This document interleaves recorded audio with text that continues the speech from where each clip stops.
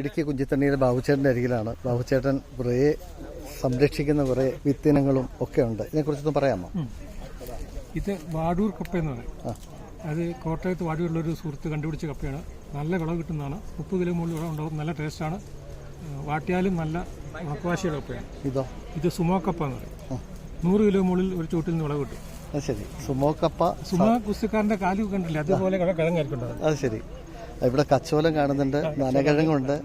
നനകിഴങ്ങൊക്കെ പണ്ട് ആദിവാസികൾ ഉപയോഗിച്ചിരുന്ന കിഴങ്ങാണ്. അതെ. ഇത് പാൽച്ചേമ്പുണ്ട്. പാൽച്ചേമ്പ് ഇത് പാലക്കാടൻ നല്ലതാണ്. കറി വെച്ച് കൂട്ടാൻ ഉപയോഗിക്കുന്ന ചേമ്പാണ്. പിന്നെ തിന്നല്ല, കറി വെക്കാൻ നല്ല ടേസ്റ്റാണ്. ചെറുചേമ്പുണ്ട്. മുക്കിഴങ്ങ് അല്ലേ? മുക്കിഴങ്ങ് അത് വലിയ വിളവുണ്ടാവും.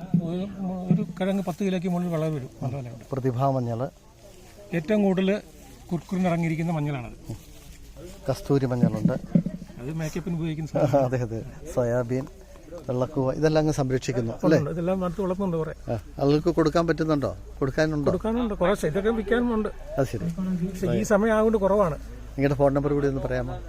91 42 99 88 99. ഈ വർഷം വിത്ത് കുറവാണ്. പല വെള്ളം നട്ടു കഴിഞ്ഞു. ഇനി അടുത്ത വർഷം മഴ കൊടുക്കുമ്പോൾ എല്ലാ സ്ഥലം വിൽക്കുമ്പോൾ. Okay, thank you.